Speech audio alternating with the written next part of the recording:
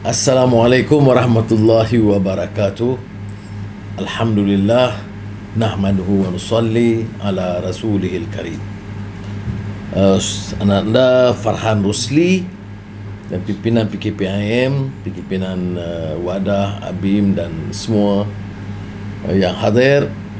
Saya berpeluang mendengar dan dari satu sudut menghadam ucapan atau pidato Presiden PKPIM, dan saya anggap pidato penting, menyeluruh, terus mempertahankan adilisme, jejak ke bumi, berakar ke budaya dan rakyat, dan di samping itu dapat juga menghimbau keadaan semasa dan terus memahami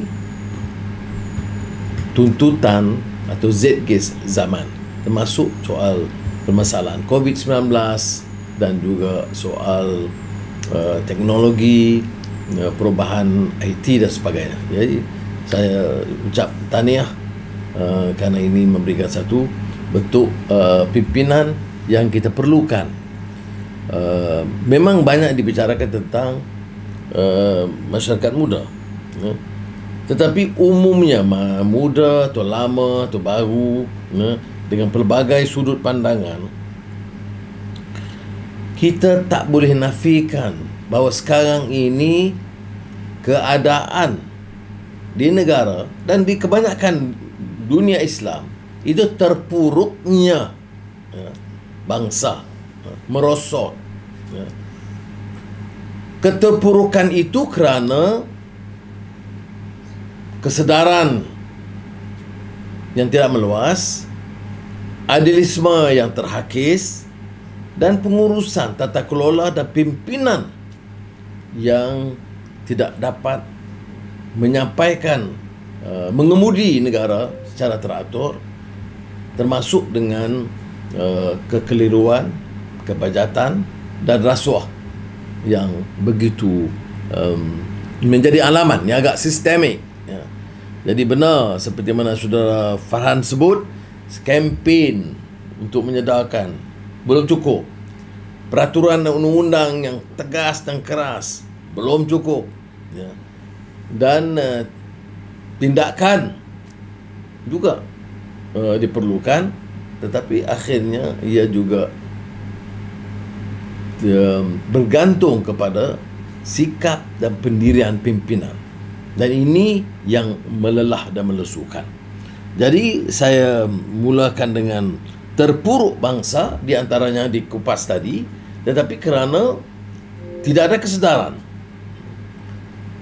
tumpul idealisme, dan ini terjangkit seluruh masyarakat, sehinggalah di kalangan muda, dan di antara lain kerana apa yang disebut sebagai kegalauan pemikiran, galau, keliru pemikiran yang tidak jelas apa yang kita inginkan dan tuntut. Muhammad Iqbal dalam Zabur Ayam menyebut, sekiranya ini dibiarkan menjadi suatu budaya, ia akan membangkitkan jiwa hamba. Kalau Hussein Alatas yang dirujuk tadi, itu dia sebut captive mind, pemikiran yang terjajah ataupun terperangkap dengan satu pola pemikiran yang ditentukan oleh orang asing, orang luar. Iqbal menyebut membangkitkan jiwa hamba dan perhambaan. Kata dia, perhambaan itu membunuh sanubari manusia. Perhambaan menyiksa batin dengan bebanan. Perhambaan menjadikan anak muda lemah laksana sang tua. Perhambaan menghakis kejantanan singa di rimba. Jadi yang kita gagaskan, dan saya percaya yang saudara lakukan dalam PKPIM adalah untuk melawan arus yang menjadikan kita ini hamba. Dan ini bukan saja dalam bidang politik, juga dalam ekonomi. Pernah saya sentuh dulu tentang kupasan ekonom Samir Amin yang menyebut bahawa bantuan itu pun termasuk dalam COVID-19 ini bukan untuk memerdekakan, tapi mengekalkan rakyat dengan jiwa hamba supaya ada dependency syndrome, sindrom ketergantungan. Maknanya senantiasa dapat bantuan dan senantiasa bergantung kepada yang membantu, kerajaan ataupun wakil rakyat, sesiapa, supaya dia tidak rasa dia tidak merdeka, dan oleh demikian akan senantiasa kekalkan jiwa hamba mereka. Jadi sudah tugasnya besar. Tetapi semua orang bicara tentang reform. Banyak kelompok-kelompok anak muda yang bangkitkan jiwa baru ini. Tetapi bedanya dengan pengalaman saudara dalam PKPIM apa? Berakar kepada bumi yang nyata, meniupkan kesedaran baru tentang nafas Islam sebagai jati diri keyakinan kita. Itu bedanya.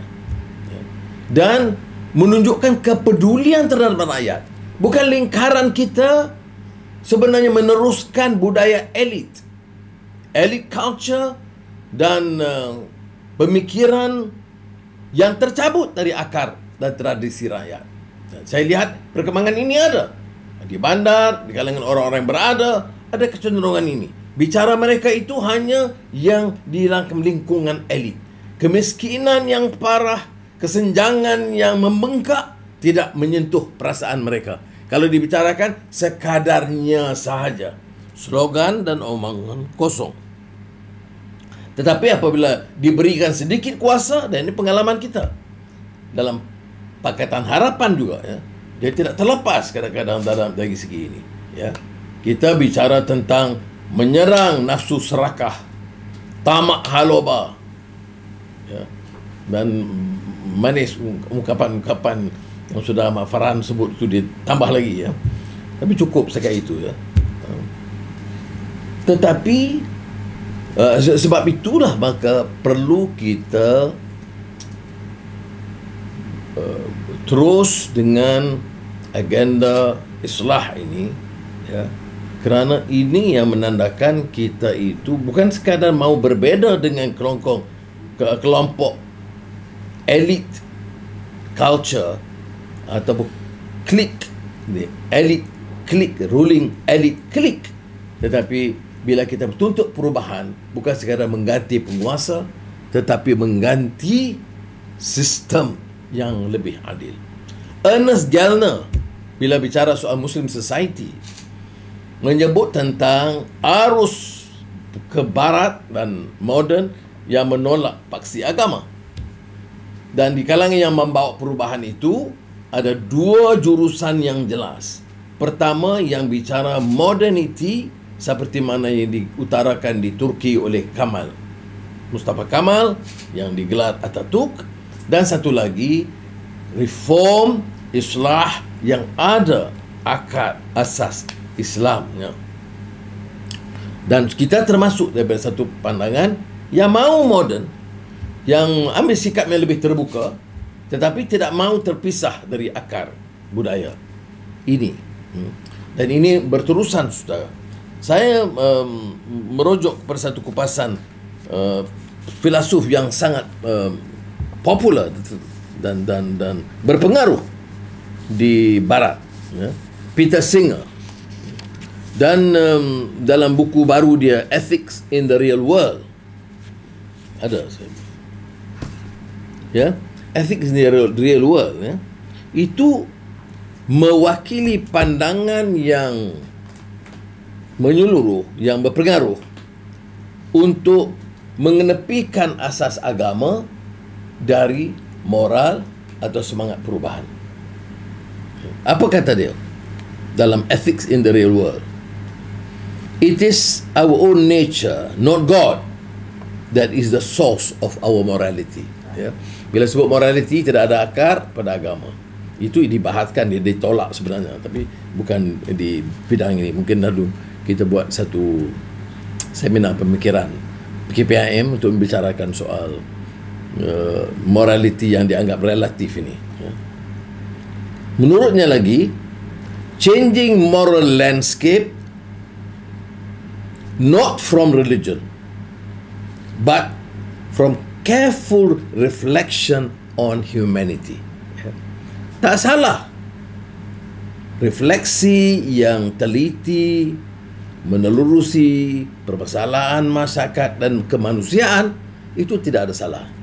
Tetapi untuk menafikan sama sekali soal keyakinan agama, ini yang mengakibatkan apa yang diulas oleh Bapak Muhammad Nasir Indonesia sebagai permissiveness.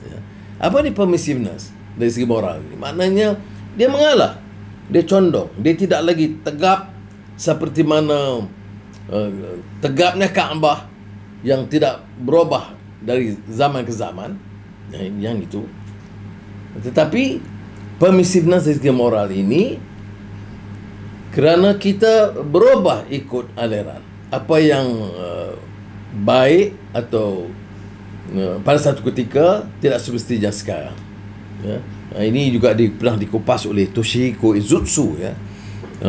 God and Man in the Quran, di mana dia sebut tentang keistimewaan Islam yang membawa suatu landasan moral yang tetap, ya.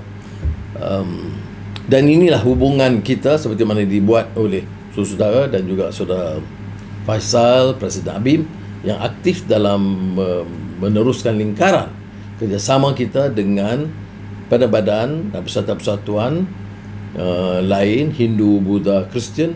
Kerana ini kenyataan kita dan kebijaksanaan kita menyampaikan pandangan kita kepada mereka dan mendengar, ya, lebih prihatin terhadap apa yang mereka suarakan dan yang kita anggap gelisah.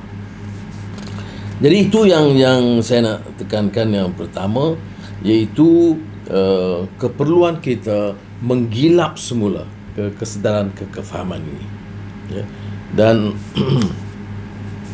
saya sebut tadi yang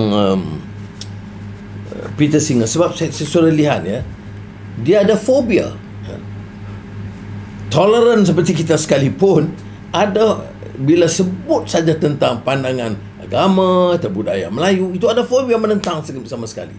Terus maknanya, ya, faham perkauman yang sempit ini, ya, yang dikupas oleh Burhanuddin Al-Hilmi, itu tidak semestinya di kalangan masyarakat Melayu sahaja, ya.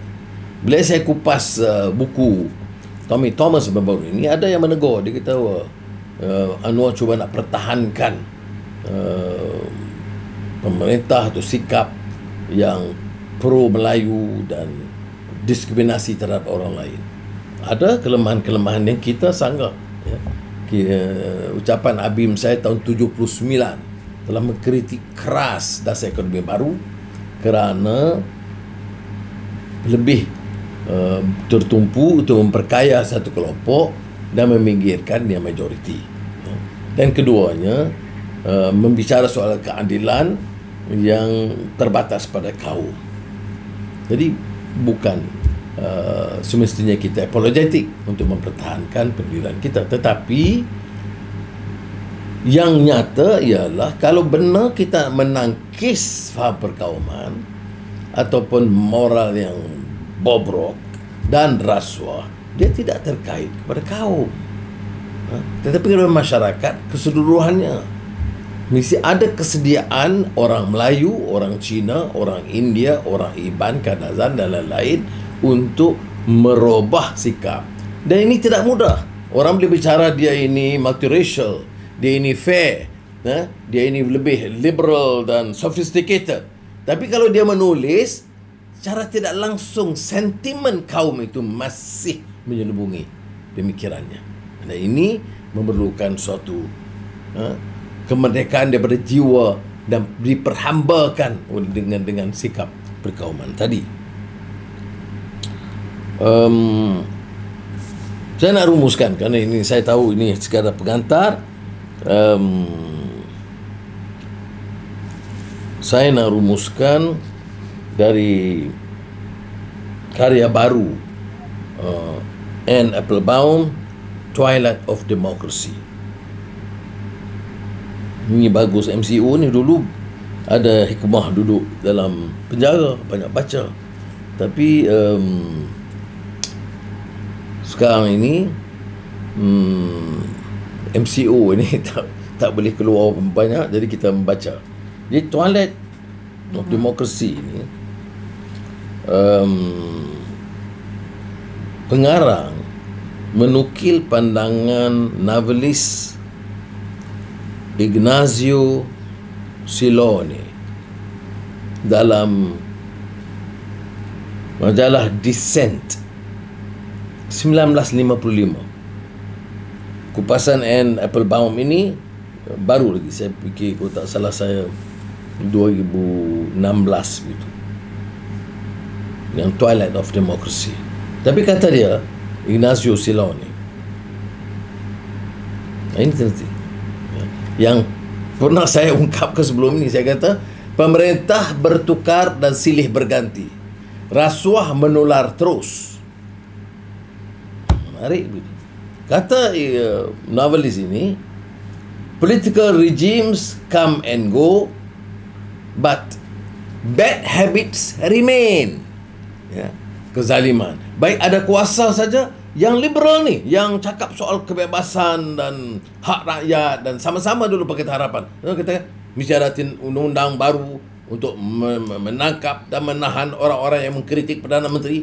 Pandangan yang paling, saya tidak mahu kasar lah, tapi maknanya rendah akal budinya. Ya. Orang yang bicara soal kebebasan sebagai pembangkang, sebaik ada kuasa, bad habits remain. Ya. Sebab itu saya katakan dalam tradisi dan budaya usrah sudah latihan itu membakar semangat. Ada yang bicara soal muda, gerakan orang-orang kalangan muda. Tetapi idealism itu tidak ada. Yang adanya hanya itu memperkuat budaya kecil mereka, ya, tentang hak rakyat di bawah itu, ya, tidak dipedulikan. Jadi ini maknanya nihilism, ya, iaitu penyakit jiwa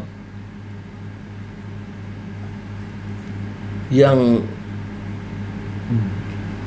menekan dan menyebabkan kita tidak sanggup menerima kenyataan. A disease of the spirit. Walaupun Ignazio ni dia berakhir dengan nada yang kecewa, ya. Political regimes, sebab seperti mana orang kata, ini sama saja. Anak muda masa di mahasiswa menolak rasuah. Bila jadi pejabat awam diberi rasuah. Mula-mula tak terima. Bila jumlah itu kian besar, dia mulai menerima. Saya masih ingat lagi pegawai BPR ketika itu beri penceramah semasa saya di Universiti Melaya. Dan dia beri, sebab kita masa itu menolak rasuah. Ini tahun 69-70, ya. Anak-anak muda marah. Ini kerana negara merdeka setelah satu dekad, satu dasawarsa, tetapi rakyat masih miskin, tidak ada kebebasan, dan rasuah mulai menular. Pegawai itu bagi pidato, katakan puji semangat anak-anak mahasiswa, tetapi beritahu tentang pengalaman beliau. Masa mahasiswa tolak rasuah, kemudian jadi penolong pegawai daerah, diberi RM500, menolak keras. Diberi RM1,000, menolak perlahan. Diberi RM2,000, disebut dalam envelope, Pak. Jadi dia beri peringatan kepada kita, dan saya rasa masih relevan sehingga sekarang. Sebab itu kata Ignazio Silone ini, itu kenyataannya. dia defeatist, kecewa. That's how it has always been. That's how it will always be. Kalau kita tanyakan kepada masyarakat, Allah, sama saja. Belum ada kuasa, kita tuntut perubahan. Sudah ada kuasa, kita melahap apa yang ada. Sama ada kita ini dari parti sekular atau parti Islam, sama ada kita pakai songkok atau berjanggut atau berserban, hasilnya sama. Oleh yang demikian, cabaran utama anak-anak muda ini dalam PKPIM sudah harus terus dengan semangat dan kejujuran. Apa dia? Pertama, untuk menangkis ini kegalauan pemikiran yang sudah merosot, supaya membebaskan bangsa dari keadaan yang terpuruk sekarang. Jadi kalau kita boleh bebaskan daripada keadaan terpuruk dan pemikiran keliru, keadaan merosot dan pemikiran galau keliru, ini tujuan besar kita. Maknanya mesti terpancar dari kekuatan yakin kita, dengan akidah kita, dengan akhlak kita, dengan syakhsiah kita, dengan hikmah kita menyampaikan dengan sebaiknya. Ini cabaran utama kita, dan saya percaya insya-Allah dengan tradisinya, dengan keupayaan saudari menerjah ke alam baru dengan cara dan kaedah baru dan mengikut kehendak dan tuntutan zaman, saya yakin insya-Allah PKPIM akan dapat terus meneliti dengan bijaksana, mengemudi persatuan dan gerakan, malah membangkitkan suatu kesedaran baru di kalangan generasi muda. Dengan lafaz Bismillahirrahmanirrahim, saya dengan segala sukacitanya merasmikan Perhimpunan Agung Tahunan kali ke-59 PKPIM Hidup Biar Berjasa. Wassalamualaikum warahmatullahi wabarakatuh.